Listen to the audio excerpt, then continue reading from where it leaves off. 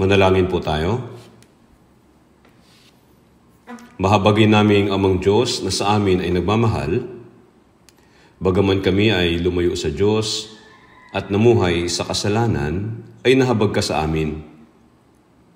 Kahit na kami ay nabuhay na hindi kinikilala ang Diyos, si Jesus ay namatay doon sa krus sa halip na kami at kinuha ang sumpa at kahatulan na nararapat ay sa amin.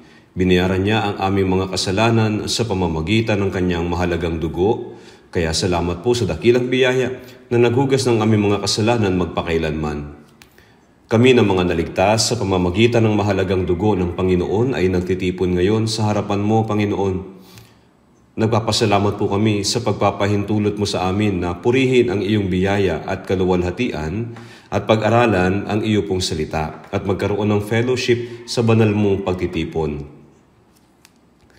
Naniniwala po kami na kasama ka namin kahit sa sandaling ito, kaya ingatan mo po ang bawat isa sa amin at palakasin kami sa pamamagitan ng iyong mahabaging mga kamay. Pakiusap, palakasin mo po ang mga churches sa buong mundo at ang mga brothers at sisters na nag-iingat ng kanilang pananampalataya at nagpapalaganap ng ebanghelyo sa kabila ng mga kahirapan sa pamamagitan ng iyong salita at mga kamay ng pag-ibig at kapangyarihan. Upang maipalaganap namin ang ebanghelyo ng Panginoon ng mahigit na katapangan at dalhin ang maraming nawawalang kaluluwa patungo sa Diyos at pahintulutan po sila na maligtas. At nawa, ang Panginoon ay ingatan ng bawat isa sa mga may sakit at mahihina at ipagkaloob mo po sa kanila ang kalusugan at pagkalooban sila ng pagkakataong mabuhay ng higit para sa Panginoon sa nalalabi nilang buhay. Kaya Panginoon, ikaw na nagkakaloob sa amin ng mga salita na naaangkop sa aming sitwasyon at gumagabay sa aming landas, pakiusap, ipakita mo po ang iyong mga salita at kalooban na nais mong ituro sa amin sa sandaling ito at ang landas na dapat naming lakaran. Nawa ay makapagdala kami ng kagalakan at kaluwalhatian sa Diyos sa pamamagitan ng pakikinig sa salita ng Diyos na hindi kinalilimutan ito kundi iniingatan at ginagawa ang salita ng Diyos sa aming puso at buhay. Hinihiling po namin na ang Espiritu Santo ay gabayan kami sa oras na ito. Idinadalangin namin ito sa pangalan ng Panginoong Hesukristo. Amen. Tingnan po natin sa Biblia, Mateo chapter 5.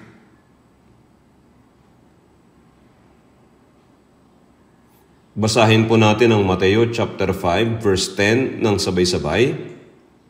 Mula sa Mateo chapter 5 verse 1 hanggang verse 10. Magbabasa po ako ng isang verse at pagkatapos ay sabay-sabay kayong magbasa ng kasunod na verse. Nang makita ni Jesus ang napakaraming tao, umakyat siya sa bundok at pagkaupo niya ay lumapit sa kanya ang mga alagad niya. Mapapalad ang mga dukha sa Espiritu sapagkat kanila ang kaharian ng langit. Mapapalad ang mga mapagpakumbaba sapagkat mamanahin nila ang lupa.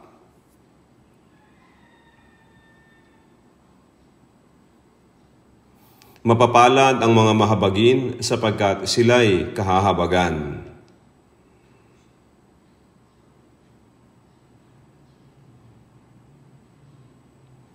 Mapapalad ang mga mapagpayapa sapagkat sila ay tatawaging mga anak ng Diyos.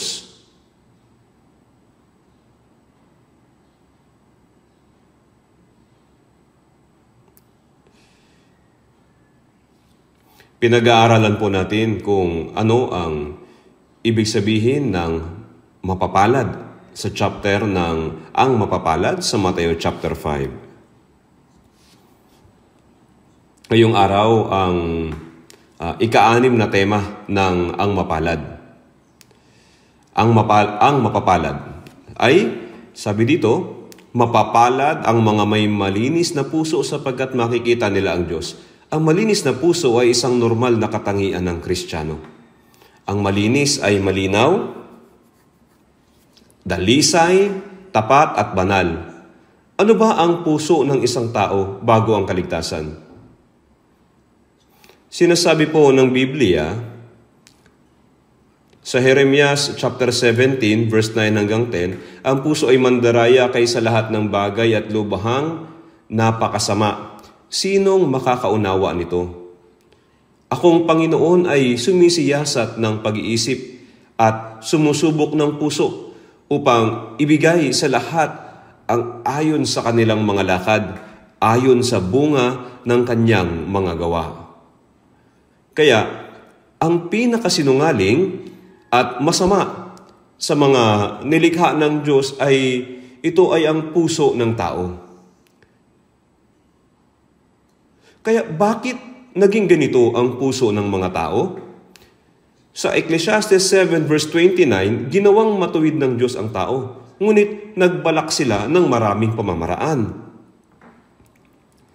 Ang tao na nilalang ayon sa larawan ng Diyos ay sumuway sa salita ng Diyos at gumawa ng kasalanan. Kaya ibinigay ng mga tao ang kanilang puso sa dyablo. Ang dyablo ay isang nilalang na sumasalungat sa Diyos. Kaya nga, sa lahat ng nilalang na nilikha ng Diyos, ang puso ng tao ang naging pinakamandaraya. Kaya nga, ang puso ng tao ay naging pinakamandaraya sa mata ng Diyos at ang tao ay nabubuhay sa mundong ito na may masamang puso. Ipinanganak tayo bilang mga makasalanan at namumuhay na may masamang likas na pagkamakasalanan.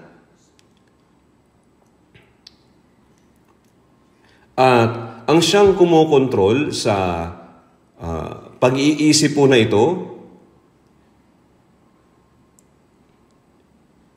ay ang dyablo. Sa buong kasaysayan ng sangkatauhan, ang dyablo ay gumagawa sa masamang puso ng mga tao na ginagawa sila na higit na masama. At higit pang inilalayo sila mula sa Diyos. At ito ang naging dahilan upang sila, yung mga tao, ay sumalungat sa Diyos. Kaya nga, sinasabi sa Job, chapter 14, sa verse 4,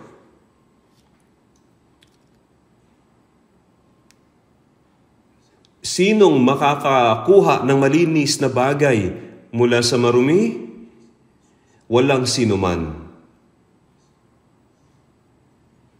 Ang maruruming bagay ay lumalabas sa maruruming lugar. Walang malinis na maaaring lumabas sa maruming lugar. Kaya, ang puso ng tao ay marumi. Paano lalabas dito ang malinis na gawa? Walang anuman po. Kaya nga sinasabi din ng Biblia, walang matuwid. Wala kahit na isa. Sabi sa Roma chapter 3 verse 10. Sa Marcos chapter 7 verse 21 hanggang 23, sinabi ni Jesus sa mga relihiyosong Hudyo. Ang mga relihiyosong Hudyo ay ang mga pari, dalubhasa sa kautusan, pariseyo, iskriba, at ang mga pinuno ng Israel. Sila ay mga taong relihiyoso na nagtuturo sa mga tao ng kautusan. At nananalangin sila sa Diyos para sa mga tao doon sa templo. Subalit, sinabi ni Jesus sa kanila, mukha kayong malinis sa labas. Ngunit ang inyong puso ay puno ng karumihan. Kaya nga sa Marcos chapter 7 verse 21 hanggang sa verse 23, sapagkat mula sa loob, mula sa puso ng tao, lumalabas ang masasamang pag-iisip, pakikiapid, pagnanakaw, pagpaslang, ang pangangalunya, kasakiman, kasamaan, pandaraya, kahalayan, pagkainggit, paninirang puri, kapalaluan at kahangalan. Ang lahat ng masasamang bagay na ito ay sa loob nagmumula at nakapagpaparumi sa tao. Itinuro ng Diyos na ang puso ng tao ay puno ng kasamaan at kasalanan.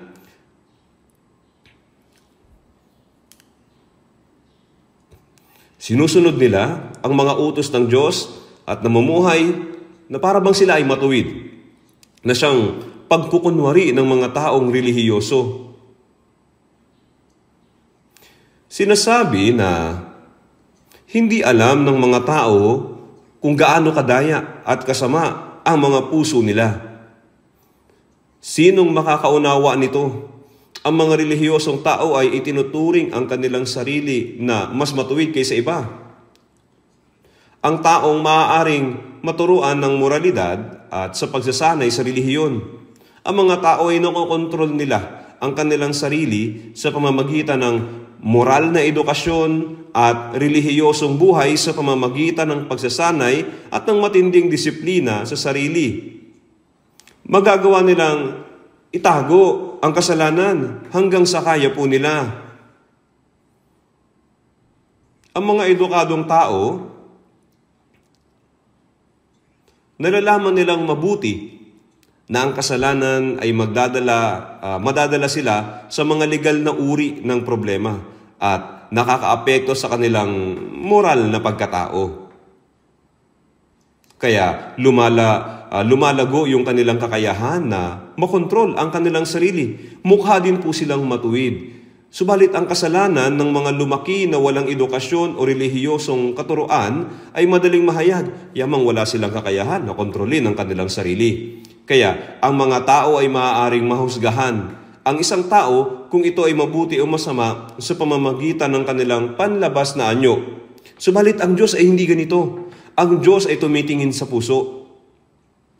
Yamang nakikita ng Diyos ang panloob na pagkatao, sinasabi niya sa Jeremiah 17 verse 9 na ang puso ay mandaraya kaysa lahat ng bagay at lubhang napakasama. Sa awit 53 verse 3, walang sino mang gumagawa ng mabuti. Wala kahit na isa. At sa Kawikaan, chapter 30 verse 12, may mga malinis sa kanilang sariling mga mata, gayon may hindi malinis sa karumihan nila. May mga malinis sa kanilang sariling mga mata, gayon man ay hindi malinis sa karumihan nila. Sila ay mga relihiyosong tao. Subalit, wala pa ring pagbabago. Walang pagbabago. Silang mga dumadalo sa church, nabubuhay na relihiyoso, at naturuan ang kanilang sarili sa moralidad ay itinuturing ang kanilang sarili na malinis at matuwid. Marahil ay iniisip nila na sila ay mas mabuti kaysa sa iba. Nang ako po ay mag-evangelize sa Dongducheon sa probinsya ng Gyeonggi, mayroon doong base militar ng Amerika. Hindi ako sigurado kung naroon pa iyon.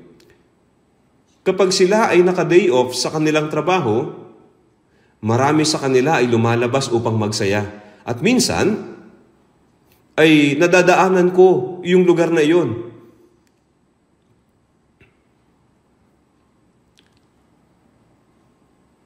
Isang araw, nakakita ako ng dalawang madre doon na maaaring bumibisita na iniyuyuko ang kanilang ulo sa harap ng gate na nagpapakita ng paggalang.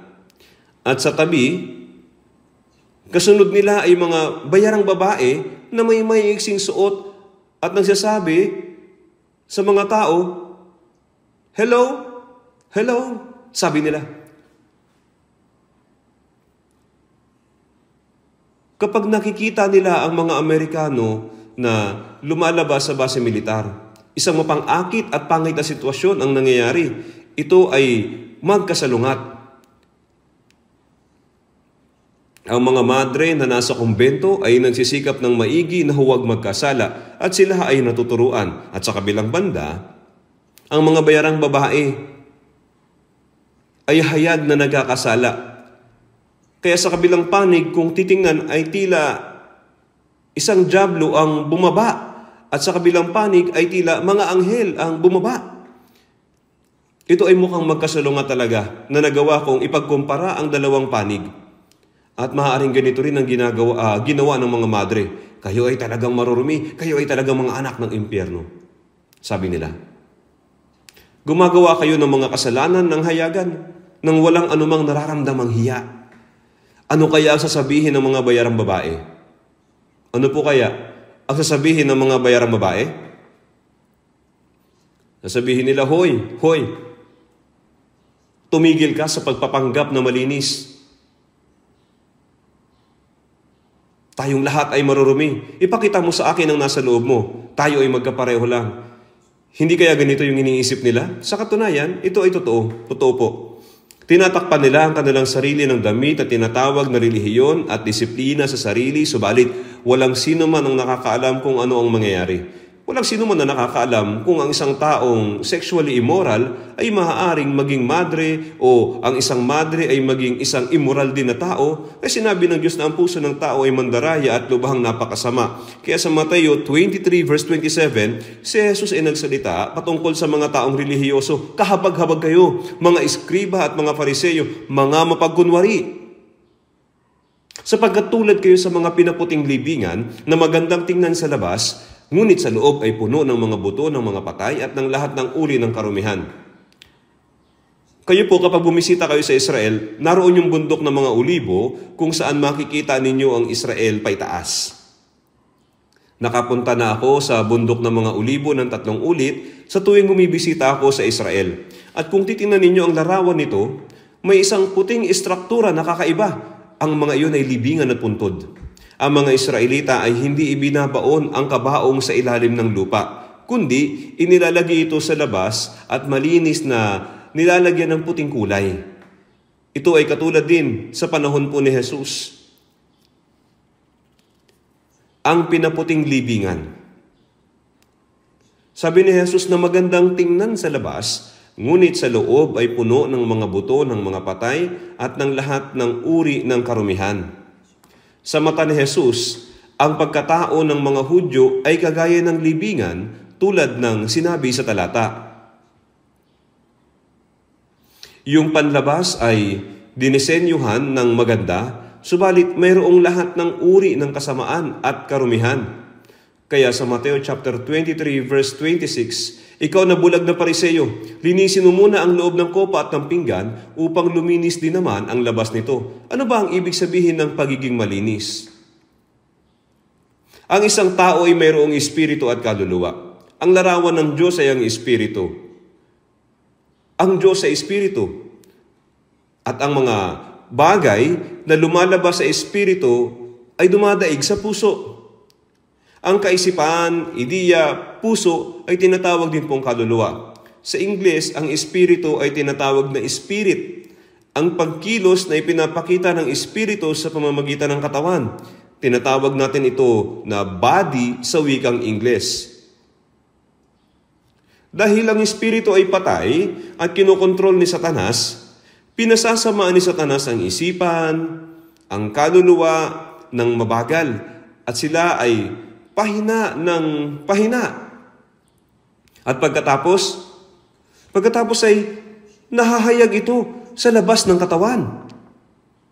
Kaya sinabi ni Jesus, linisin muna ninyo ang loob ng kopa at ng pinggan.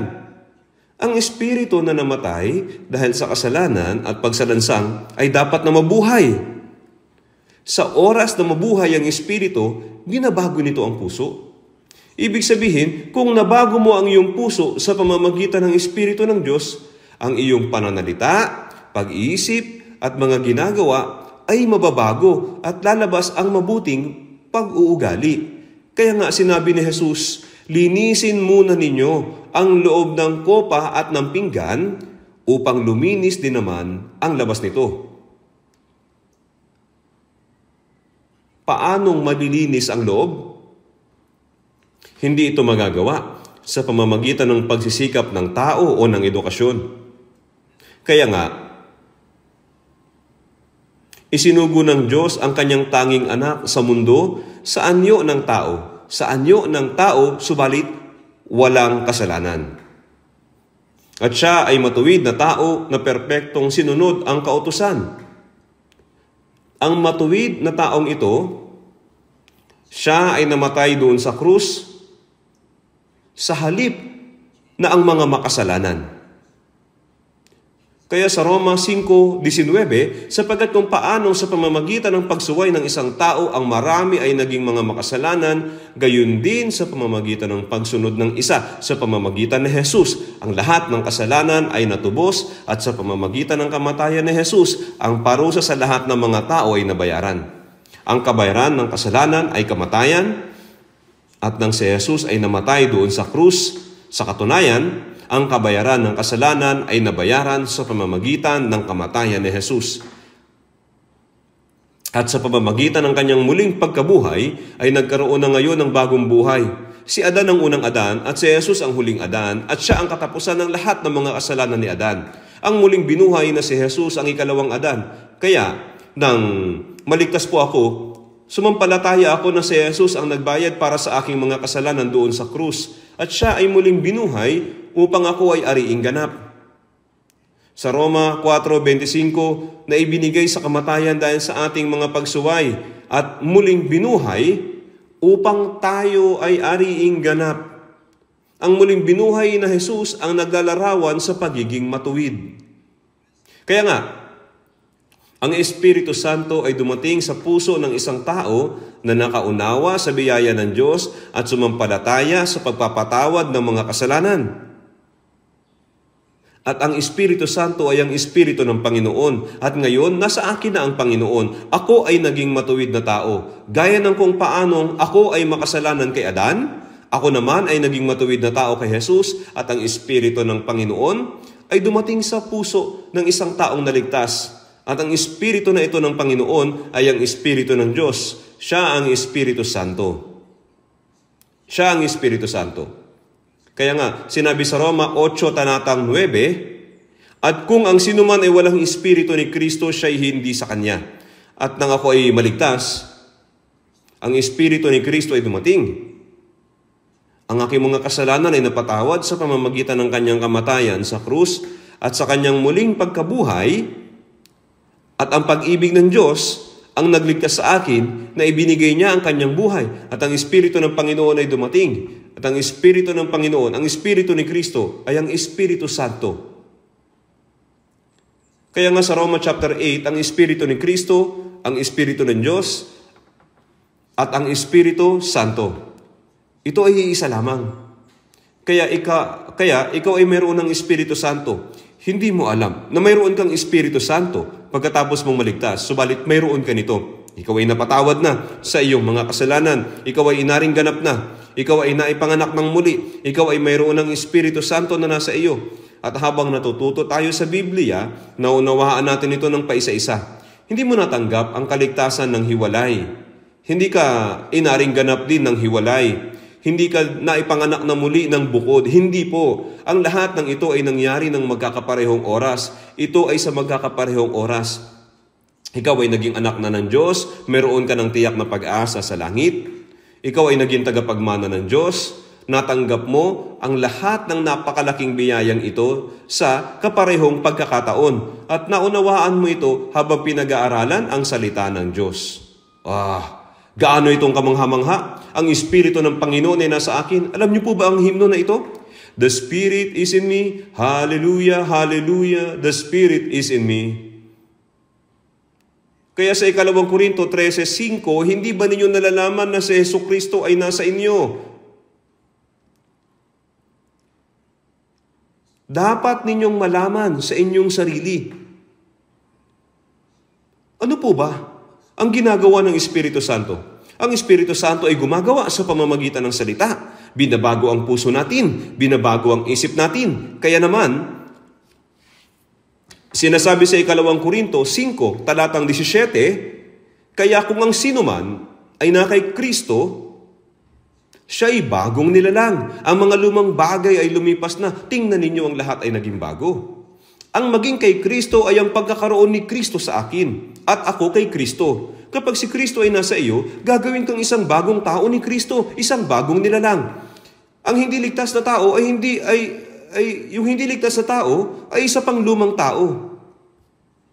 Gaano ka man pumunta sa church, ano man ang gawin mo, gaano ka man kamatuwid, gaano ka man kalinis, gaano ka man magpanggap, walang pagbabago sa iyong puso, walang pagbabago. Kinokontrol mo ang iyong sarili sa pamamagitan ng iyong sariling kalooban. At kapag iyon ay nawala na, ang kasalanan ay lalabas na lamang. Merong nakakatawang kwento. Merong isang lalaki na umakyat sa mga bundok. Merong isang lalaki sa ibabaw ng isang bato. Siya ay nananalangin na itinaas ang mga kamay tulad niyan. At siya ay nananalangin at sabi niya, bakit ka nagpepenitensya ng ganito? At itinataas ang iyong kamay. Sabi niya, masama ang aking mga kamay, sinusubukan kong paamuin ang aking kamay. Bueno, dapat mong baguhin ang iyong puso. At pagkatapos ang iyong mga kamay o kung ano paman ay magiging mabuti na. At iyan ang gagawin mong penitensya. Sinabi niya, bastos ka, bubugbugin kita. Kaya itinaas niya agad ang kanyang mga kamay. O kita mo, kung hindi mo babaguhin ang puso mo, paano mo babaguhin ang iyong pag-uugali? Merong isa nakakatawang kwentong tulad po nito. Ngunit, ang ganitong pagbabago ng puso ay hindi nangyayari sa pamamagitan ng sariling pagsisikap, sa pamamagitan ng pagsasanay, kundi sa pamamagitan ng pagpasok ng Espiritu Santo at ginagawa kang isang bagong nilalang.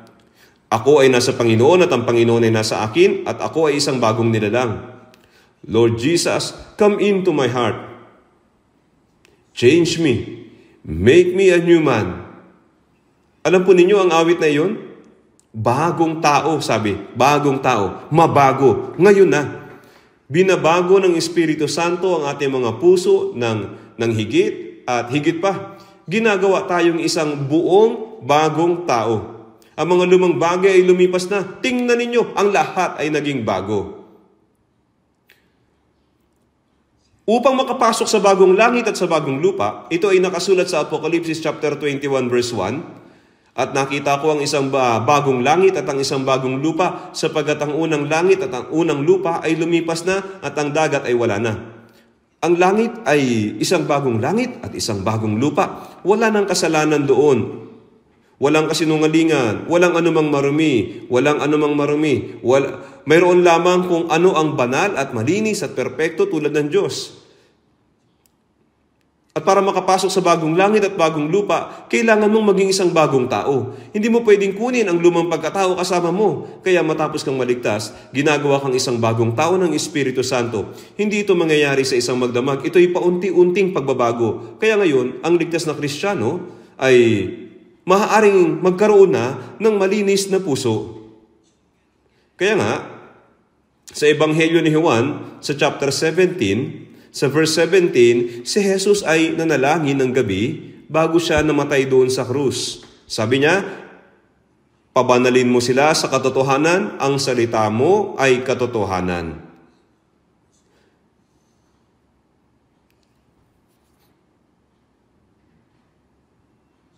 Kinukuha ng Espiritu Santo ang salita ng Diyos at ginagawang banal ang ating mga puso. Ang banal po ay malinis. Kaya ang salita mo ay katotohanan. Kaya ngayon ay alam ninyo na napakahalaga na maging malinis. Kailangan ninyong magbihis ng malinis. Kailangan ninyong hugasan ang inyong katawan ng malinis. At sinusubukan ninyong magsikap na maging malinis. Hindi po ba? Tumitingin kayo sa salamin at sinisigurado ninyo na ang inyong mukha ay malinis at ito ay kinakailangan. Ngunit, kailangan nyo munang magkaroon ng malinis na puso. Ang isang malinis na isip ay isang malinis na puso. Kung yung ganyang kalinisan, ganito ang sinasabi sa inyo ng Diyos, kailangan ninyong maging malinis ng ganitong kalinisan.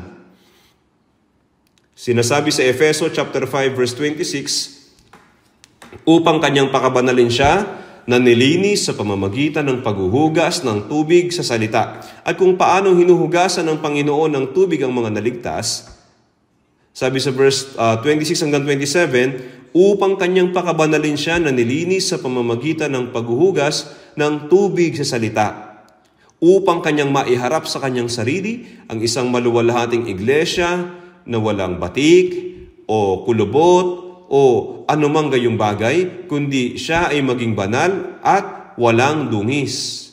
Kaya, kailangan nating malinisan araw-araw ng kanyang mga salita. Kung wala tayong tubig, hindi tayo magiging malinis. Isipin niyo po kung wala tayong tubig, ano ang mangyayari? Bagaman maghugas tayo ng mga kamay ng ilang beses, ng mukha sa isang araw at maligo sa gabi. Kung hindi tayo magiging malapit sa salita ng Diyos, paano tayo magiging malinis? Nililinisan tayo ng Panginoon habang tayo ay nagbabasa, nakikinig, nagsasaulo, at sinusunod natin sa ating puso at buhay ang salita ng Diyos. Kung ang isang tao ay hindi nagbabasa, tamad, makinig, magsaulo, hindi sumusunod at malayo sa salita ng Diyos, ay para siyang malayo malayo sa tubig, kaya mahirap malinis. Paano tayo magiging malinis kung malayo tayo sa salita ng Diyos? Nililinisan tayo ng Diyos sa pamamagitan ng Kanyang salita. Kaya nga, ang ating puso at pag-uugali ay dapat na maging malinis sa pamamagitan ng salita ng Diyos. Siyempre, ito po ay nakasulat din po sa unang Pedro. Sinasabi sa chapter 1, verse 22, sabi doon na, ngayong nilinis na ninyo ang inyong mga kaluluwa sa pamamagitan ng inyong pagsunod sa katotohanan, kaya't kayo ay may tunay na pag-ibig sa isa't isa. Mag-ibigan kayo sa isa't isa ng buong alab mula sa dalisay na puso. Ito po yung nakasulat sa unang Pedro sa chapter 1 sa verse 22. Sinasabi ng Biblia na ang mga taong ligtas ay dapat na mahalin ang mga kapatid kung paano ang ginawa ng Panginoon sa kanyang mga alagad. Sabi sa Juan chapter 13 verse 34, kung paano minahal ko kayo, magmahalan din kayo sa isa't isa. Paano natin gagawin ang katulad ng Juan chapter 13 verse 34? Kailangan ninyong linisin ang inyong kaluluwa sa pamamagitan ng inyong pagsunod sa katotohanan. Ang pagsunod sa katotohanan ay nangangahulugan na kung matamo natin ang biyaya ng Diyos sa pamamagitan ng pagtanggap ng kaligtasan, maaari nating sundin ang katotohanan. Kung gayon, ang kaluluwa, ito po'y magiging malinis. Otomatikong magagawa natin. Kaya nga, magagawa nating ibigin ang kapatiran ng may katapatan. Meron ding pag-ibig na huwad. Anong pakinabang ang makukuha ng isang tao kung sinasadyaan niyang mahalin ng isang tao? Ito ang pag-ibig na huwad.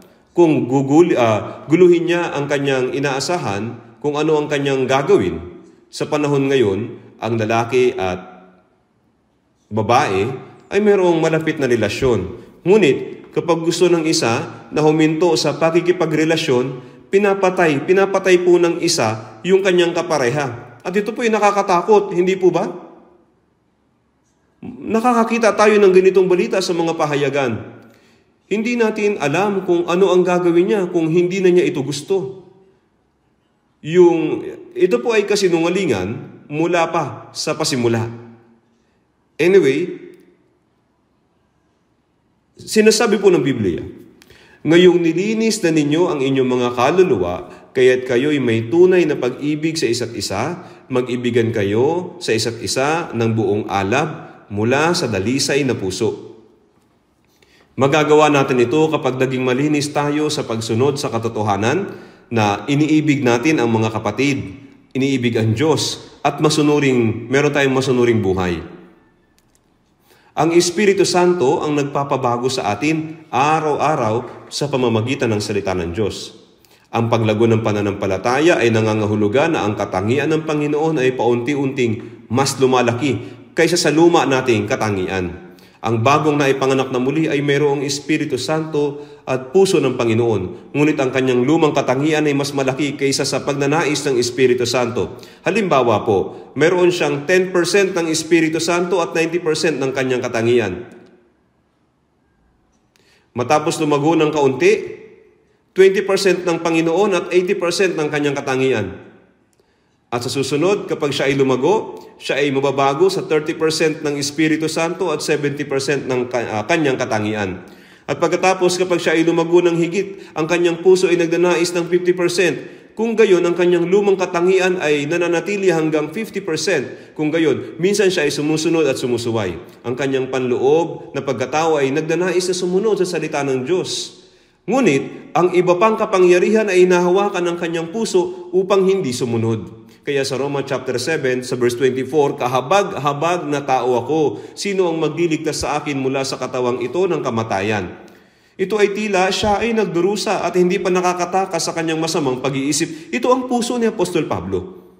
Kung ang isang tao ay lumalago sa pananampalataya, ang Panginoon ay nagiging 60 to 70% sa kanyang puso, habang 20 to 30% ng lumang katangian ang nananatili. So ang Espiritu Santo ay mananalo na sa kanyang laman.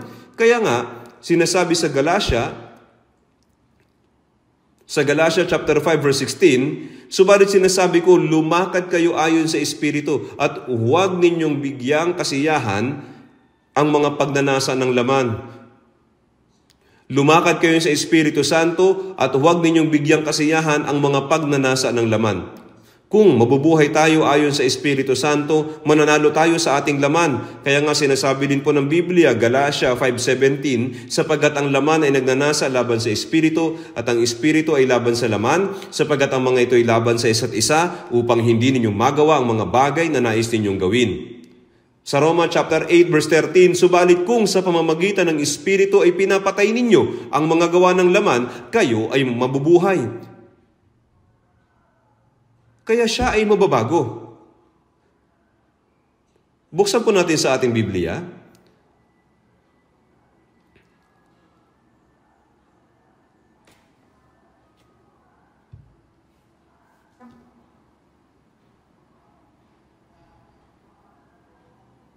Buksan po natin unang Timoteo chapter 1.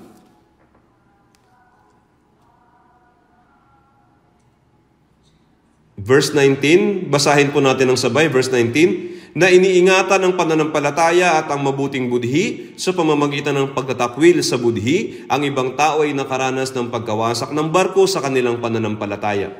Si Timoteo ay evangelist at anak ng pananampalataya na minamahal ni Apostol Pablo. Sa kanyang sulat kay Timoteo, iniingatan ng pananampalataya at ang mabuting budhi. Ang mga taong ligtas ay may pananampalataya. Ang pananampalataya ay lumalago. Ito ay unti-unting lumalago sa pananampalataya na naligtas tungo sa pananampalataya na umiibig sa Panginoon at sumusunod. At sa pananampalataya na ipinagkatiwala sa Panginoon ang lahat nilang buhay. May pananampalataya at the same time, mayroong mabuting budhi. Pareho nating kailangan ang pananampalataya at ang mabuting budhi. Mabuting budhi. Ang iba ay tinanggihan ng mabuting budhi. Ang iba ay may pananampalataya, ngunit tinanggihan ang mabuting budhi. Ano ang pananampalataya na tinanggihan ng mabuting budhi? Ang pananampalataya ay nawasakan ng barko. Kapag ang isang barko ay nawasak, ito ay lulubog. Ano ang pananampalataya na nawasakan ng barko? Ito ay hindi kaligtasan. Hindi ito kaligtasan. Alam niyo po ba? Alam niyo po ba na mayroong patay na pananampalataya? Santiago 2:26, sapagkat kung paanong ang katawan na walang espiritu ay patay, gayon din naman ang pananampalataya na walang mga gawa ay patay. Sa Santiago chapter 2 verse 18, ipinaliwanag ng mabuti. Subalit, may magsasabi, ikaw ay mayroong pananampalataya at ako'y mayroong mga gawa. Ipakita mo sa akin ang iyong pananampalataya na walang mga gawa, at ipapakita ko sa pamamagitan ng aking mga gawa ang aking pananampalataya. Alam ng Diyos kung siya ay may pananampalataya o wala. Ngunit ang tao ay walang alam. Hindi natin alam. Hindi natin alam na kahit ang isang tao ay nagpapatotoo ng mabuti kung siya ba ay naligtas o hindi. Ang patotoo ay hindi isang patunay tungkol sa kaligtasan. Kung siya ay nagpapatotoo ng mabuti, kailangan nating isipin na tila siya ay ligtas, ngunit hindi ito 100%. Malalaman natin sa bandang huli kung paano niya ipinapakita ang tungkol sa kanyang kaligtasan. Siya ay nagpapakita sa pamamagitan ng kanyang salita at pag-uugali. Kahit na siya ay nagpapatotoo ng mabuti, kung ang kanyang pag-uugali ay hindi wasto, ang kanyang patotoo ay hindi totoo. Ito ay pagkukunwari. Marami ako nakilala na ganito. Sa probinsya, napakahusay na nagpapatotoo ang isang sister. Kaya hinangaan siya ng mga kapatid. Ngunit kalaunan, ay nalaman nilang manluloko siya. Marami siyang hiniram sa mga kapatid. At ang isang pastor ay nagpahiram pa sa kanya ng 2,000 pesos. Tapos, ay tumakas siya at hindi nagbayad. Siya ay manluloko. Gayun din po, medyo maraming katulad po niya, nagpapatotoo. Kaya nga, ang patotoo ay hindi dapat matapos ng ganito. Ito ay dapat na ayon sa pamumuhay. Hindi po ba? Hindi lamang patotoo, kundi maging ang ating panalangin ay dapat na konektado. May isang tao po nagdarasal na may magagandang salita. Maganda man ang kanyang panalangin, ngunit hindi maayos ang kanyang buhay. Kaya kung ganito, ang kanyang panalangin ay isang kasinungalingan. Anyway, sabi dito na may pananampalataya at isang mabuting budhi na tinanggihan ng ilan tungkol sa pananampalataya ay nagdusa ng pagkawasak. Ang pananampalataya nagdusa ng pagkawasak. Sa Isaiah chapter 35 verse 8, magkakaroon doon ng lansangan, 100. Mayroong isang malaking daan na siyang daan patungo sa Diyos. At ito ay tatawaging ang daan ng kabanalan. Ito ay tatawaging ang daan ng kabanalan. Ang marumi ay hindi daraan doon, kundi ito ay para sa iba. Nariyan ang daan ng kabanalan. At ito ay tatawaging lansangan ng kabanalan, daan ng kabanalan. Ang marumi ay hindi daraan doon, kundi ito ay para sa iba. Nangangahulugan ito na kung ang isang tao ay hindi naligtas sa pamamagitan po ng mahalagang dugo ng Panginoon, kung ang isang tao ay hindi naligtas sa pamamagitan ng mahalagang dugo ng Panginoon at hindi ipinanganak muli, hindi na ipanganak na muli sa pamamagitan ng banal na Espiritu, hindi siya mabubuhay na banal. Ang mga nakatanggap ng banal na puso ay maaaring mamuhay na banal sa paningin ng Diyos. Sa Pilipos 2 verse 5, magkaroon kayo sa inyo ng ganitong pag-iisip na kay Kristo Jesus din naman. Opo, ang mga taong naligtas ay tumanggap ng kapatawaran ng kasalanan sa pamamagitan ng pag-ibig at biyaya ni Kristo. At ang Espiritu ni Kristo ay nananahan. Kung gayon, ano ang dapat nating gawin? Ano po ang dapat nating gawin? Dapat tayong magkaroon ng puso ni Kristo. Ang kanyang puso ay maaaring makamit sa ating puso paunti-unti sa pamamagitan ng gawain ng banal na Espiritu sa salita ng Diyos. Yan ay isang katangian ni Kristo. Ang kanyang puso ay dalisay. Walang kasalanan sa puso ni Kristo. Nangangahulugan ito na dapat tayong magkaroon ng dalisay na puso gaya ni Kristo. Sa unang Pedro chapter 1, sa verse 15 hanggang 16, sabi ho dito, unang Pedro chapter 1, verse 15 hanggang 16.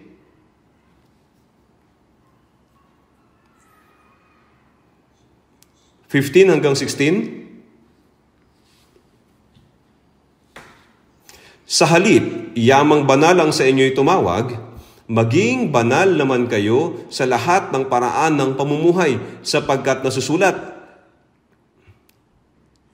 kayo'y maging banal sapagkat ako'y banal.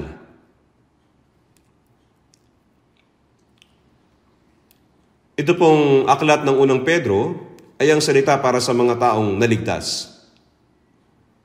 Ang sa inyo'y tumawag.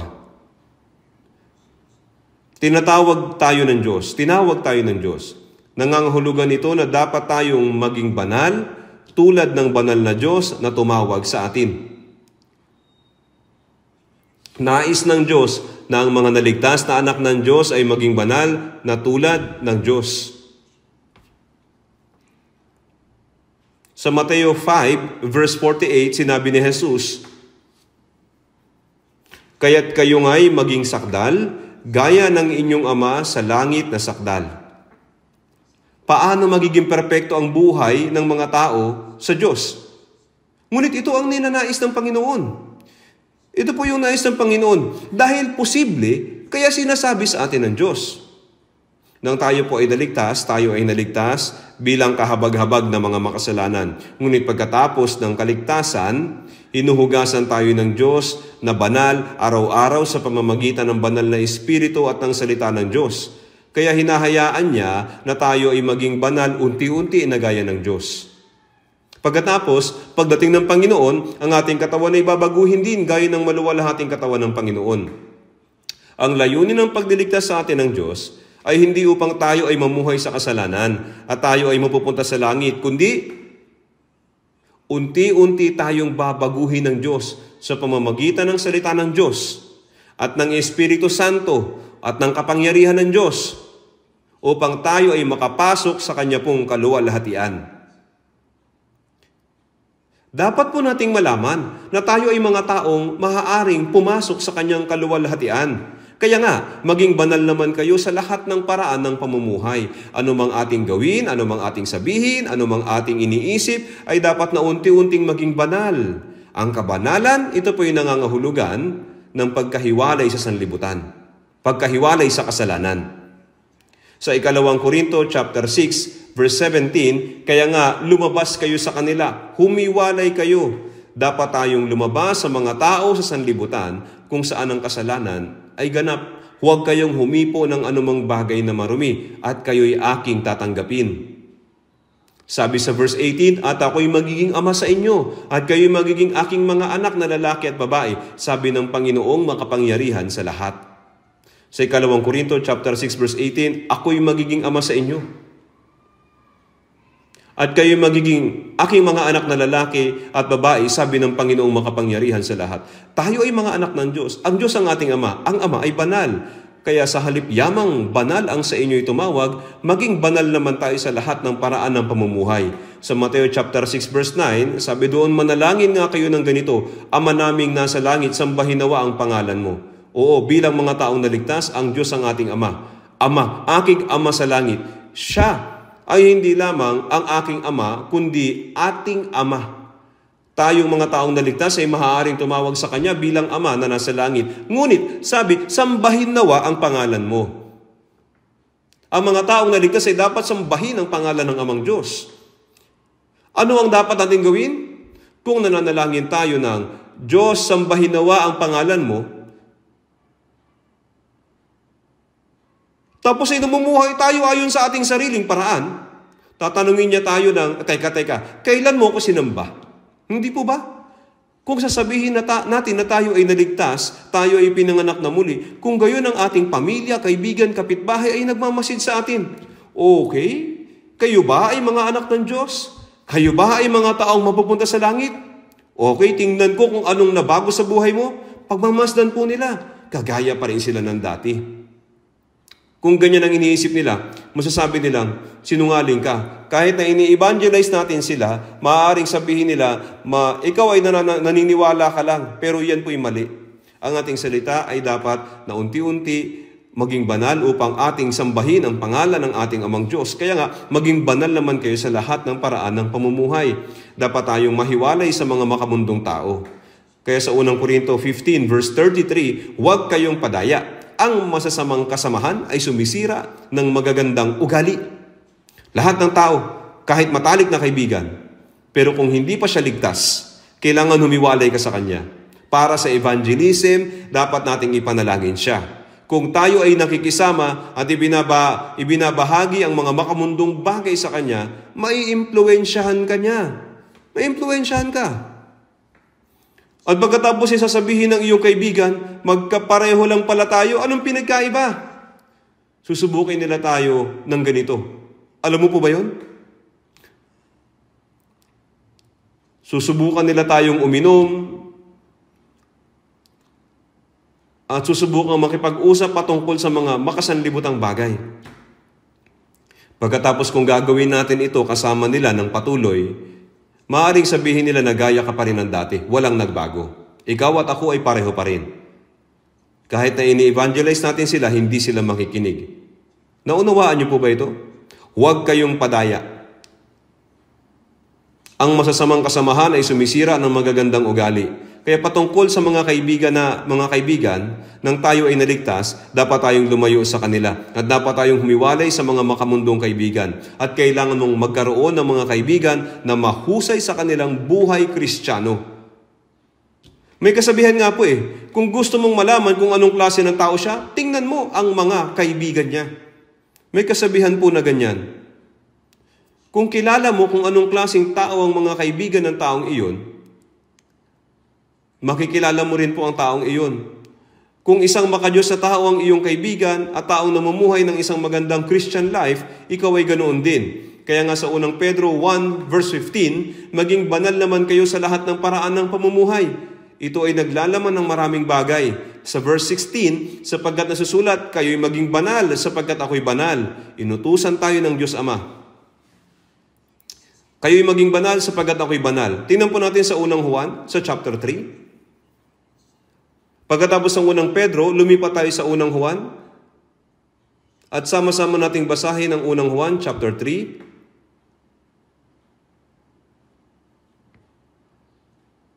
Verse 1 hanggang verse 2. Verse 1 hanggang 2.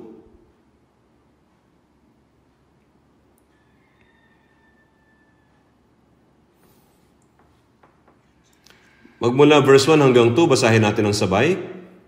Masdan ninyo kung anong uri ng pag-ibig ang ipinagkaloob sa atin ng Ama upang tayo'y matawag na mga anak ng Diyos, at tayo'y gayon nga. Dahil dito'y hindi tayo nakikilala ng sanlibutan sapagkat siya'y hindi nakilala nito, mga minamahal. Ngayon ay mga anak tayo ng Diyos at hindi pa nahahayag kung magiging ano tayo. Nalalaman natin na kung siya'y mahayag, tayo'y magiging katulad niya sapagkat siya'y ating makikita bilang siya. Basahin po natin ang verse 3. Verse 3. At sino mang may ganitong pag-asa sa kanya ay naglilinis sa kanyang sarili gaya naman niyang malinis. Ngayon, dito po yung ang masdan ay isang padamdam. Masdan ninyo kung anong uri ng pag-ibig ang ipinagkaloob sa atin ng Ama upang tayo matawag ng mga anak ng Diyos. Hindi lamang inililigtas ng Panginoon ang mga makasalanang tulad natin na nakatakdang mapahamak, kundi sinasabi rin na tayo'y mga anak ng Diyos. Tinawag tayo ng Panginoon bilang mga anak ng Diyos. Ang Diyos na lumikha ng langit at ng lupa at lahat ng mga bagay ay ang ating Ama. Ano sa tingin mo? Parang hindi tama, hindi po ba? Pero totoo naman talaga. Maghintay ka at nakikita po natin yan. Kapag kinuha tayo ng Panginoon, magpapadala siya ng mga anghel para kunin tayong lahat. Sinasabi ng Biblia, tayo'y gayon nga. Dahil dito, hindi tayo nakikilala ng sanlibutan sapagkat siya hindi nakilala nito. Alam ba ng mga tao sa mundo na tayo'y mga anak ng Diyos? Hindi ko alam. Si Jesus, ang tanging anak ng Diyos na dumating sa anyo ng tao, ay isinilang sa isang sabsaban sa Bethlehem na buhay ng 30 taon bilang anak ng isang mahirap na karpintero. Walang nakakaalam na siya ang Kristo, ang anak ng Diyos. Tanging ang kanyang ina na si Maria at Jose ang nakakaalam nito. Kahit na nilibot ni Jesus ang lupain ng Israel, sa loob ng 3.5 taon, binuhay niya ang patay, nilinis niya ang mga ketongin, binuksan ang mga mata ng bulag, at ipinangaral ang mahalagang salita. Hindi alam ng mga Israelita na siya ang Kristo, ang anak ng Diyos. Kaya nga, paano tayo makikilala ng sanlibutan? Tayo po ay mga anak ng Diyos. Pero kilala ba tayo ng sanlibutan? Bakit hindi nila nalalaman? Hindi nila tayo kilala dahil hindi nila kilala ang ating Ama. Hindi nila alam ang mga salita ng Biblia. Hindi nila kilala ang mga banal na naligtas. Kahit na ang mga nag-aangking sumasampalataya ay tinatawag ng mga erehe ang mga nagsasabing sila'y naligtas. Kaya nga sinisikap nila tayong insultuhin at usigin. Mga minamahal, ngayon ay mga anak tayo ng Diyos. Ikaw ay anak na ng Diyos. Gayon pa man, hindi pa nahahayag kung magiging ano tayo. Ang mga anak ng Diyos ay mahirap pa din. Minsan may sakit. Minsan hindi pinapansin ng iba. At minsan haharap sa mahihirap na panahon. Tayo'y mga anak ng Diyos, pero wala pang katibayan na tayo'y mga anak ng Diyos. Hindi po ba? Hindi po ba? Ang katibayan ay hindi pa nahahayag. Ngunit, kapag ang Panginoon ay dumating, kapag siya'y dumating, nalalaman natin na kung siya'y mahayag, tayo'y magiging katulad niya. sapagkat siya ating makikita bilang siya. Kaya kahit ngayon, kung ang Panginoon ay dumating, ang katawang ito ay babaguhin sa isang katawan gaya ng Panginoon. Filipos 3:21, na siyang magbabago ng ating hamak na katawan upang maging katulad ng katawan ng kanyang kaluwalhatian. Ang hamak, ito pong hamak at mababang katawang ito ay babaguhin sa isang maluwalhating katawan gaya ng Panginoon. Katulad ng isang gumagapang na insekto na nagiging paru-paro at lumilipad papalayo. Kung titingnan po iyon, kailangan nating mag-isip na siyang magbabago ng ating hamak na katawan upang maging katulad ng katawan ng kanyang kaluwalhatian. Ang ibig sabihin ng pagkaalam na tayo ay magiging katulad niya, na sa sandaling makita natin siya, tayo ay magiging katulad niya sapagkat siya ay ating makikita bilang siya. Dapat tayong mabago tulad ng Panginoon upang makita din natin ang Panginoon Kaya nga, hindi makikita ang Panginoon ng mga taong hindi pa nabago sapagkat siya ay ating makikita bilang siya. Nakikita rin natin ang espiritual at banal na larawan ng Panginoon. Tayo rin ay magiging katulad ng Panginoon, banal at maluwalhati. Kaya nga sa unang Juan 3 verse 3, at sino mang may ganitong pag-asa ay naglilinis sa kanyang sarili, gaya naman niyang malinis. Kaya nga ngayon, may pag-asa na ba tayo sa Panginoon o wala? Opo, meron po. Ayaw niyo man lang sumagot. Sino mang may ganitong pag-asa sa Kanya? Ang ating pinakadakilang pag-asa. Ngayon, hintayin natin at tingnan sa pagdating ng Panginoon. Magiging katulad tayo ng Panginoon. Ikaw ay ganap na mababago sa isang espiritual at banal at maluwalhating katawan. Mas maganda tayo kaysa sa mga anghel. Sa totoo lang, mas maganda pa sa mga anghel. Ang mga anghel ay hindi maaaring maging kasintahan ni Kristo. Nang bumagsak ang mga anghel, hindi namatay si Jesus para sa kanila. Makikita natin ang Panginoon sa pamamagitan ng pagbabagong anyo sa isang maluwalhating katawan tulad niya. Sino mang may ganitong pag-asa, ano pong sunod na gagawin? Tumingin po sa Biblia, hindi po sa akin. Ano pong sabi? At sino mang may ganitong pag-asa sa Kanya ay naglilinis sa kanyang sarili, gaya naman niyang malinis. Sino mang may ganitong pag-asa sa Kanya ay naglilinis sa kanyang sarili kung paano ang Panginoon ay malinis. Hindi lamang tayo dapat maging masaya sa pag-asang maging katulad ng Panginoon pagdating niya, kundi dapat tayo maging higit at higit pang maging kagaya niya. Ang mga uod ay nagiging sikada. Ngunit sa halip na maging sikadas kaagad, ang mga uod nagiging sikada pagkatapos ng 7 taon. May proseso para maging sikada. Pagkatapos, kapag ang sikada ay 7 taong gulang na, malalaglag ang balat, nagiging isang adult na sikada at lumilipad, umaakit sa tuktok ng puno at nagsisimulang kumanta habang sinisipsip ang malinaw na hamog.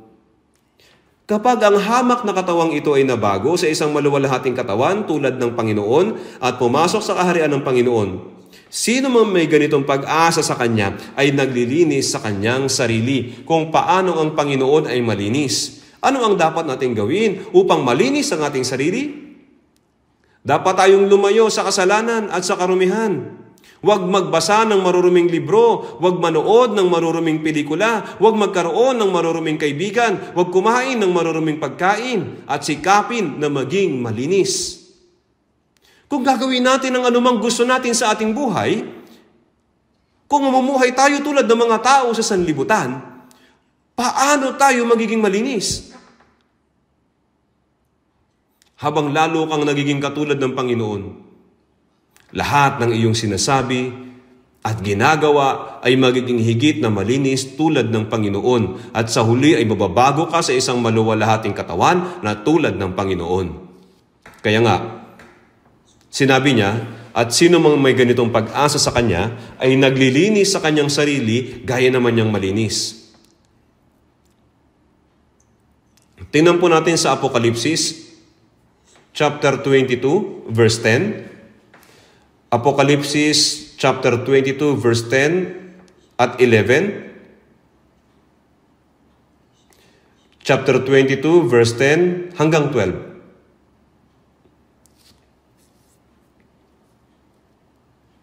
At sinabi niya sa akin, huwag mong tatakan ang mga salita ng propesiya ng aklat na ito, sapagkat malapit na ang panahon. Ang masama ay hayaang magpakasama pa, at ang marumi ay hayaang magpakarumi pa, at ang matuwid ay hayaang maging matuwid pa, at ang banal ay hayaang magpakabanal pa. Ako'y malapit nang dumating at dala ko ang aking gantimpala upang gantihan ang bawat isa ayon sa kanyang ginawa. Sabi dito, sapagkat ang oras ay malapit na. Anong oras po ito? Anong oras? Ang oras ng pagdating ng Panginoon ay malapit na. Sa verse 11, ang masama ay hayaang magpakasama pa, at ang marumi ay hayaang magpakarumi pa, at ang matuwid hayaang maging matuwid pa, at ang banal hayaang magpakabanal pa. Totoo nga naman. Ngayon ay panahon na ng pag-aani, at ang trigo ay hinog na para sa pag-aani. Ang damo ay hinog na para itaboy. Ang mundo ay lalong napuno ng mga kasalanan. Habang papalapit tayo sa araw ng pagdating ng Panginoon, at inihahanda ng mga tao ang kanilang mga tiket sa impyerno, ang mga ipinanganak na muli ay gagawa ng katwiran, at ang mga banal ay magiging mas banal ng higit at higit pa, dahil kailangan nilang pumunta sa langit, dahil malapit ang araw. Bilang isang babaeng ikakasal, dapat habang papalapit ka sa araw ng iyong kasal, lalo ka nag-aayos ng iyong sarili. Tama po ba? Sa araw ng kasal, ang isang napakagwapong lalaking ikakasal ang nakatayo sa harapan. Paki-welcome na ang nobya. Pero paano kung ang nobya ay hindi naliligo sa loob ng 3 buwan? Paano kung lumabas siya na parang baliw? Tapos ang buhok niya ay parang sa baliw at nagbubuga siya ng maraming alikabok. Hindi niyo po maisip ano? Malamang magugulat ang nobyo at tatakas palayo. Kailangan mong tumayo sa harap niya ng nakaayos at may magandang itsura na pwede mong ipakita sa tanang buhay mo. Habang papalapit tayo sa araw na makakatagpo na natin ang Panginoon, ang matuwid ay hayaang maging matuwid pa, at ang banal ay hayaang magpakabanal pa, upang gantihan ang bawat isa ayon sa kanyang ginawa. Sa pagdating ng Panginoon, anuman ang nagawa natin sa mundong ito, gaano man karami ang ating pinag-aralan o kakaunti ang ating pinag-aralan, gaano man tayo naging matagumpay sa negosyo, gaano man karami ang pera natin, gaano man karami ang real estate natin, magwawakas din po ang lahat. Mula sa araw na ako po ay naligtas hanggang sa araw na ako ay humarap sa Panginoon, kung paano ako nabuhay, kung ano ang ginawa ko para sa Panginoon, yun lang ang mahalaga. Bawat tao ayon sa kanyang ginawa. Kaya, habang papalapit tayo sa araw ng pagbabalik ng Panginoon, mas dapat tayong mag-ingat. Kahit na natututo tayo ng Biblia, iniisip natin, paano ako mamumuhay ayon sa Biblia, gayong nasa laman pa ako? Kailangan mo mapagtanto iyon sa isang dahilan. Kailangan nating madaig ang laman sa pamamagitan ng kapangyarihan ng banal na Espiritu. Kailangan nating talunin ang kasalanan. Kung matalo mo ang isa, matatalo mo ang dalawa. Kapag nanalo ka ng 2, panalo ka ng 3. Tapos lumakas ka. Kung patuloy kang susuko, hindi ka mananalo. Kung lulubayan ni Satanas hindi po lulubayan ni Satanas ang isang taong naligtas. Hindi niya maaaring agawin ang ating kaligtasan, pero maaari niyang gawing walang silbi ang tao. Alam niyo po ba? Sa maraming paraan, dapat nating malaman niyon.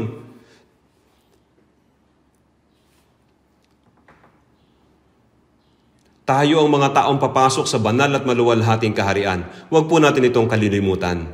At pagkatapos nating maligtas, mayroon na tayong pakikisama sa mga banal. Pakikisama sa Diyos na nasa fellowship. Mayroon pong pakikisama. Meron pong fellowship kasama ng mga banal. Ito po yung fellowship sa Diyos na kasama ng mga banal. Sa unang Juan, tingnan po natin sa unang Juan, chapter 1. Unang Juan, chapter 1, verse 6 hanggang 7.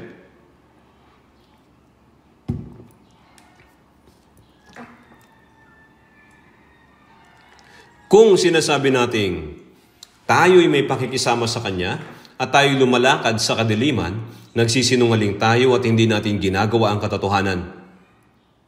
Ngunit kung tayo'y lumalakad sa liwanag na tulad niya na nasa liwanag, may pakikisama tayo sa isa't isa. At ang dugo ni Jesus na Kanyang anak ang lumilinis sa atin sa lahat ng kasalanan. Kaya pagkatapos nating maligtas, tayo ay nasa pakikisama sa Diyos, sa fellowship. Fellowship, pakikisama.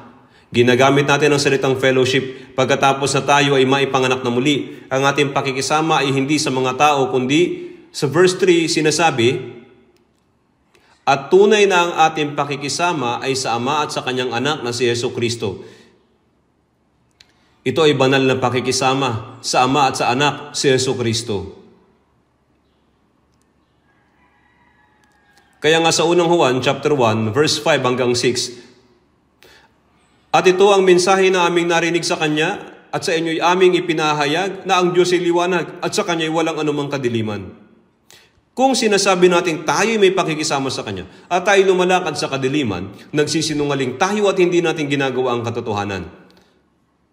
Sa ikalawang Korinto chapter 6 verse 14, o anong pagsasama mayroon ng liwanag sa kadiliman? Kaya nga sa ikalawang Korinto chapter 6, sinasabi na ang liwanag at kadiliman ay hindi maaaring magsama. Ang Diyos mismo ay liwanag. Paano natin nasasabi na tayo ay may pakikisama sa Diyos kung tayo ay lumalakad sa kadiliman? Dapat tayong lumakad sa liwanag upang patuloy na magkaroon ng personal na relasyon sa Diyos. Dapat tayong maging malinis. Kung ang mag-asawa ay dapat na may pakikisama, nag-iibigan sa isa't isa, ngunit ang isa ay may tinatagong kasinungalingan sa kanyang puso, sila ba ay nasa loob ng pakikisama? Kasinungalingan po yun. Umibig ng walang pagkukunwari, magsama ng walang kasinungalingan. Dapat tayong manatili sa liwanag upang magkaroon ng pakikisama sa Diyos. Kapag sinabi ng Biblia na lumakad sa liwanag, hindi ito nangangahulugan na hindi na nagkakasala. Kapag ikaw ay lumalakad sa liwanag, kapag nakagawa ka ng kasalanan, agad itong nalalantad. Kaagad itong nahahayag, kaya dapat mo itong itama. Kapag ikaw ay nagkasala at binaliwala mo lamang ito, itinatago, ikaw ay lumalakad sa kadiliman. Ang isang taong ligtas ay dapat na mayroong sensitibong budhi. Kung ikaw ay sensitibo, maging ang maliliit na kasalanan ay hindi makakagulo sa iyo. Dapat itong matugunan. Dapat kang magsisi at manumbalik sa Diyos kaagad. Kung gayon ay patatawarin ka ng Diyos. Ngunit kung kinuha mo ito at itinago, gaya ng pagtatago ng kayamanan, sinisip mo na wala naman nakakaalam, ako lang ang nakakaalam. Ay alam po ito ng Diyos. Huwag pong ganito ang gagawin ninyo. Ngunit kung tayo'y lumalakad sa liwanag, tulad niya na nasa liwanag, may pakikisama tayo sa isa't isa at ang dugo ni Jesus na kanyang anak ang lumilinis sa lahat ng kasalanan. Nangangahulugan po ito na pagkatapos na maligtas, patatawarin tayo ng Diyos kapag nakagawa tayo ng pagkakamali sa harapan niya. Patatawarin tayo habang tayo ay lumalakad sa liwanag. Ngunit kung gumagawa tayo ng pagkakamali at pinagtatakpan ito sa kadiliman, hindi tayo patatawarin ng Diyos. Kaya nga sa Levitico chapter 10 verse 3, ako'y magpapakita na banal sa mga lumalapit sa akin. Dapat tayong lumapit sa Diyos upang makalapit naman sa Diyos, upang makapaglingkod sa Diyos, dapat tayong maging banal. Ang mga pari sa lumang tipan, ang mga Levita na sumasamba sa Diyos sa templo ay dapat na maging malinis. Kapag sila ay marumi, sila ay mamamatay. Kaya dapat tayong maging malinis upang makapaglingkod sa Diyos ng malapit. Napakalinis. Ang ating pananalita at pag-uugali ay dapat na maging malinis at maayos. Kaya nga, sa Juan chapter 8 verse 3, isang babae na nahuli sa pangangalo niya ang dinala. Kinaladkad siya ng mga Hudyo papunta sa harapan ni Jesus. Sabi sa verse 4, Guro, nahuli ang babaeng ito sa akto ng pangangalo niya. Kaya mukhang nakatakas na po yung lalaki. Tanging ang babae lamang ang nahuli. Sa verse 5, sa kautusan ay pinag-uutos sa amin ni Moises na batuhin ang mga ganyan. Ano ngayon ang iyong masasabi tungkol sa kanya? Kung sasabihin ni Jesus na patayin siya, si Jesus ay mapapahamak sa batas ng Roma. Walang sino man ang pwedeng patayin maliban kung nahatulan siya ng kamatayan sa pamamagitan ng huling paghatol ni Pilato. Isang hukom ang pinadala ng Roma ng panahon po na iyon. Gayun din naman, kung sasabihin naman ni Jesus na batuhin siya hanggang mamatay, ito ay magiging labag o laban sa batas ng Roma. Kung sinabi naman ni Jesus, huwag siyang patayin, ito naman ay magiging labag o laban sa batas ng mga Israelita. Sinabi ito ng mga Hudyo upang painan si Jesus. Ito'y pain. Pagkatapos ay sinabi ni Jesus sa Juan chapter 8 verse 7, ang walang kasalanan sa inyo ang siyang unang bumato sa kanya. Ganito ang sinabi niya. Nang sabihin ni Jesus sa kanila, ang walang kasalanan sa inyo ang unang bumato sa kanya, ang mga taong sumubok na patayin siya ng bato sa kanilang mga kamay, ay hindi siya magawang batuhin. At sa verse 9, nang ito'y kanilang marinig, ay isa-isa silang umalis, simula sa mga matatanda. Binitiwan nila ang bato at isa-isang umatras. Bakit unang umalis ang mga matatanda? Dahil sila ang mas maraming kasalanan. Ito ay dahil nakagawa sila ng mas maraming kasalanan na habang nabubuhay sila ng mas mahaba. Ang walang kasalanan sa inyo ang siyang unang bumato sa kanya. Nasaan ang taong walang kasalanan? Walang sino man at lahat sila ay umalis. Pagkatapos ay sinabi ni Jesus, ako lang ang walang kasalanan babae, ipikit mo ang mga mata mo. Maharing ito ang sabihin ni Jesus. Hindi rin kita hinahatulan, sabi sa verse 11, humayo ka na at mula ngayon huwag ka nang magkasala. Nilabag ba ni Jesus ang kautusan? Hindi. Nangako siya sa babae na si Jesus ang mag-aalis ng kanyang mga kasalanan at mamamatay doon sa krus sa halip na siya. Hindi rin kita hinahatulan dahil ako ang tatanggap ng hatol na dapat ay sa iyo. Pinapatawad na kita. Kaya humayo ka na at mula ngayon ay huwag ka nang magkasala. Huwag ka nang magkasala dahil tinanggap ko na ang kaparusahang dapat ay sa iyo.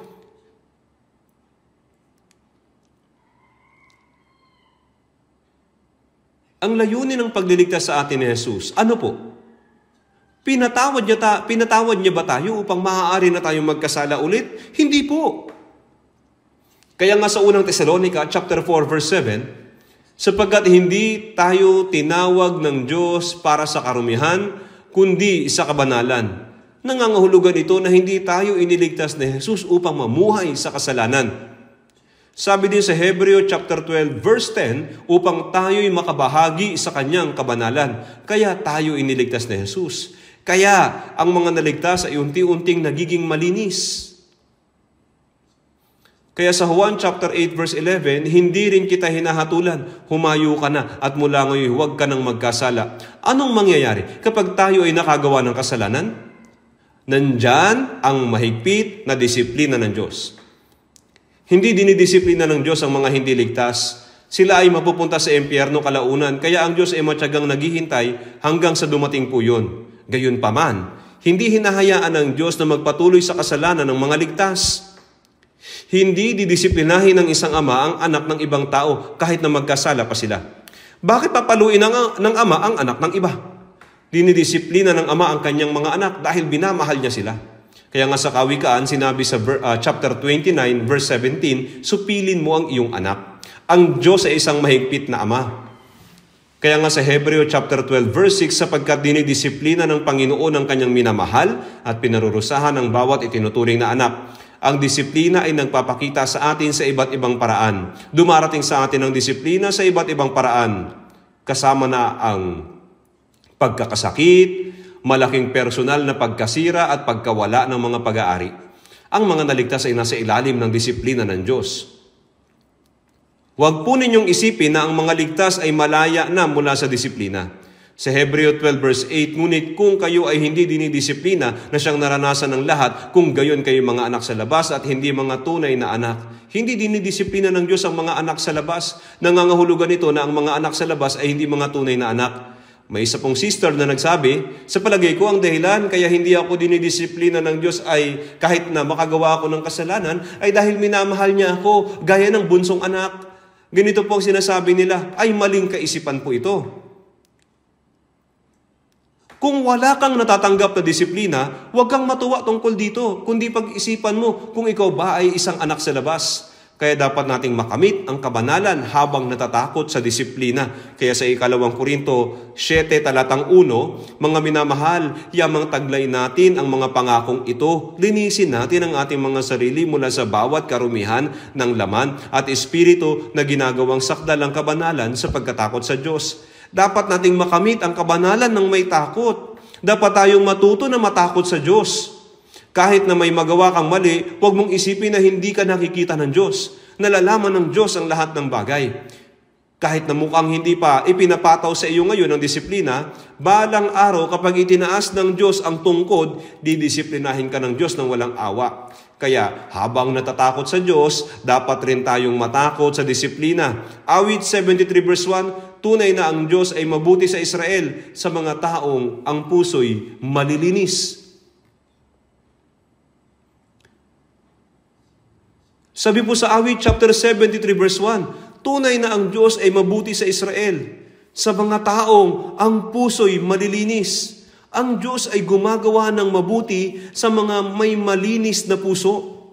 Kaya nga, sa 2 Timoteo chapter 2 verse 20, sa isang malaking bahay ay hindi lamang may mga kasangkapang ginto at pilak, kundi mayroon din namang kahoy at luwad, at ang iba'y sa natatanging paggagamitan, at ang iba'y para sa karaniwan. Kung nililinis ng sino man ang kanyang sarili mula sa mga bagay na ito, ay magiging tanging kagamitan, itinalaga at mahalaga sa may-ari ng bahay, handa sa lahat ng mabuting gawa. Ang bahay ng Diyos ay isang malaking bahay at may mga kagamitan doon. Gayunman, hindi gumagamit ang Diyos ng kagamitang pangkaraniwan. Gayunman, ang Diyos ay gumagamit ng malinis na kagamitan. Alam niyo po ba ito? Kahit ang isang gintong lalagyan, kung ito ay madumi, ano ang mailalagay mo dito na pwedeng kainin? Hindi gumagamit ang Diyos ng mga gwapo o magandang tao o mga taong maraming karunungan o magagaling, kundi mga taong malilinis. Dapat po ninyo itong malaman. Kaya ginagamit ng Diyos ang malinis na lalagyan. Dapat nating linisin ang ating sarili upang maging tanging kagamitan na ginagamit po ng Diyos. Sinasabi ng Biblia na kung nililinis mo ang iyong sarili, ikaw ay magiging tanging kagamitan. Kung ang ating mga puso ay hindi malinis, walang anumang malinis. Walang kabuluhan ang magkunwari na malinis sa labas.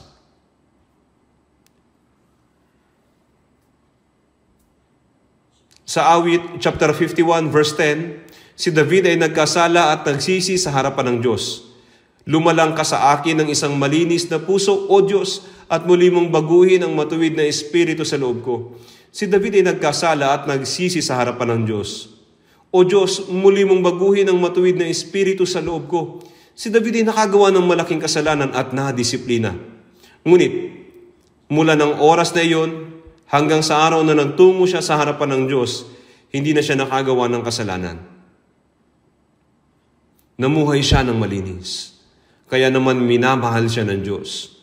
At labis siyang ginamit ng Diyos.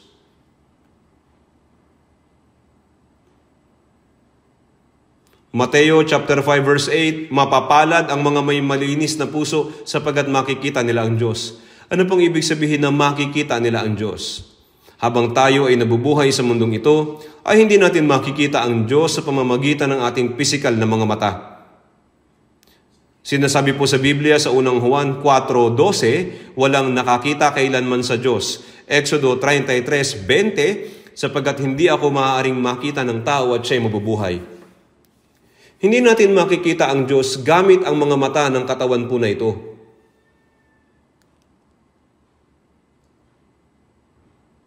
Subalit, mayroong paraan upang makita ang Diyos.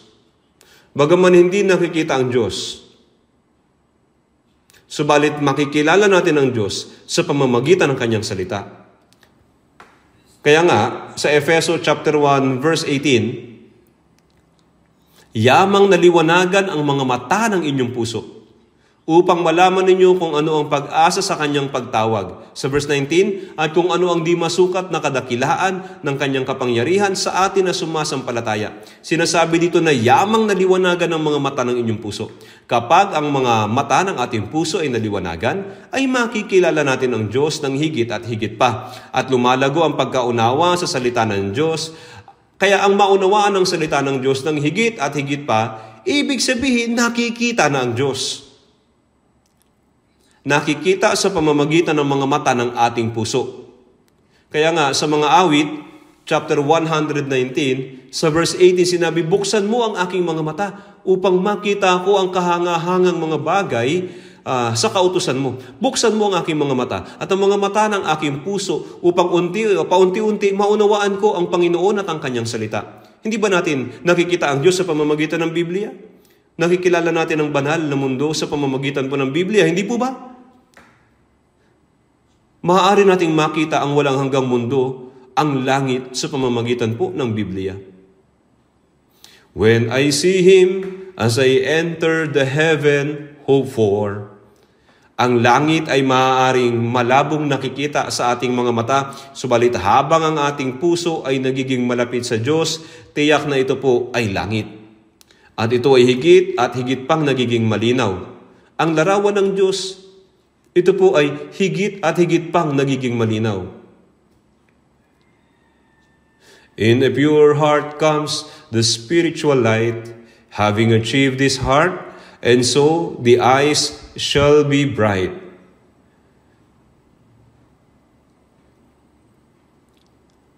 Kapag ang puso ay nagliwanag, ang mga mata rin ay nagliliwanag.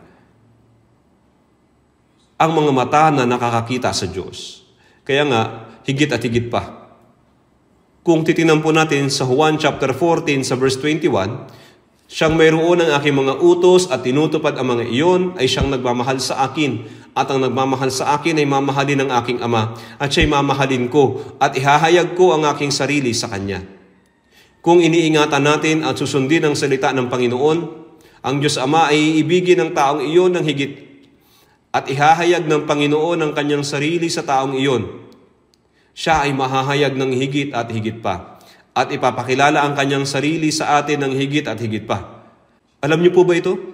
At makikita ang Panginoon ng higit at higit pang malinaw. Makikita natin ang Panginoon na hindi nakikita ng sanlibutan, na hindi nakikita ng mga ordinaryong tao, kapag ang mga mata ng ating puso ay nagliwanag. Kaya nga sa Mateo chapter 6 verse 22 hanggang 23, ang mata ang ilawan ng katawan. Kung tapat ang iyong mata, ang buong katawan mo ay mapupuno ng liwanag. Ngunit, kung masama ang iyong mata, ang iyong buong katawan ay magiging kadiliman. Kaya't kung ang liwanag na nasa iyo ay kadiliman, anong laki ng kadiliman? Kapag ang inyong mga mata ay maliwanag, kung gayon ang inyong puso ay maliwanag. At kapag ito ay malinaw at maliwanag, ang buhay ninyo ay magiging malinis. Ang buong katawan ay mapupuno po ng liwanag. Ibig sabihin na lumalakad na sa liwanag. Kaya sa Mateo chapter 5 verse 8, mapapalad ang mga may malinis na puso sapagkat makikita nila ang Diyos. Hindi na po magtatagal bago tayo tumayo sa harapan ng Panginoon at tunay na magagawa nating makita siya sa pamamagitan ng mga matang ito. Kaya nga sa Apokalipsis sa chapter 22, sa verse 3 hanggang 4, sinasabi dito at makikita nila ang kanyang mukha. At sa unang Korinto chapter 13 verse 12, ngunit pagkatapos nito ay makikita natin ang mukhaan.